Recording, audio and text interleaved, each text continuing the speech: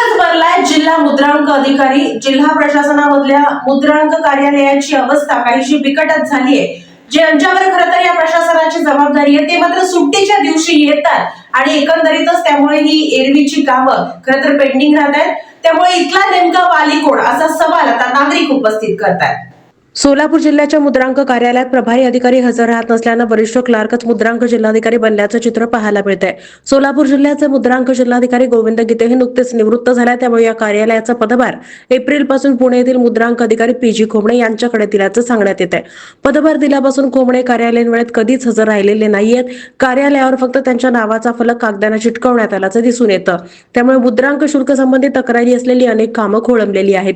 एकीकडे मुद्रांक जिल्हाधिकारी नसल्यामुळे ही अवस्था तर दुसरीकडे उत्तर रजिस्टर ऑफिसमधील वरिष्ठ क्लार्क कुमार कन्ना हे मुद्रांक जिल्हाधिकारी कार्यालयाचा कारभार पाहत असल्याचं दिसून आलंय.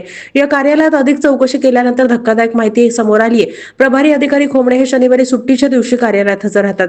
त्यांच्या अनुपस्थितीच्या कालावधीत कारभार पाहण्यासाठी उत्तर रजिस्टर कार्यालयातील लिपिक कुमार कन्ना यांना कुणी अधिकार दिलाय? आता इथल्या खुद्द कर्मचाऱ्यांना प्रश्न पडलाय. जमिनी संबंधीचे खरेदी विक्रीचे व्यवहार करण्यासाठी जिल्ह्यामध्ये 17 रजिस्ट्रार कार्यालये आहेत.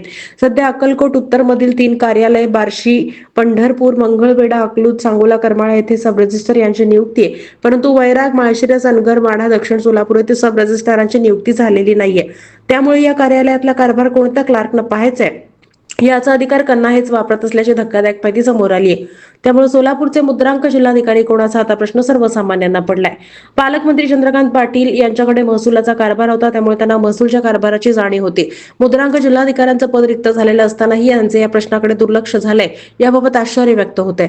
मोठ्या प्रमाणात महसूल मिळवून देणाऱ्या या कार्यालयात सावळा गोंधळ समोर असल्याची चर्चा या ठिकाणी सुरू झाली आहे. अनेक प्रतापही समोर आलेत. कार्यालयीन कर्मचाऱ्यांमध्येही असंतोष वाढलाय. याचा वेळीच बंदोबस्त करावा, अन्यथा कामकाज ठप्प करण्यात येईल असा इशारा देण्यात येतोय.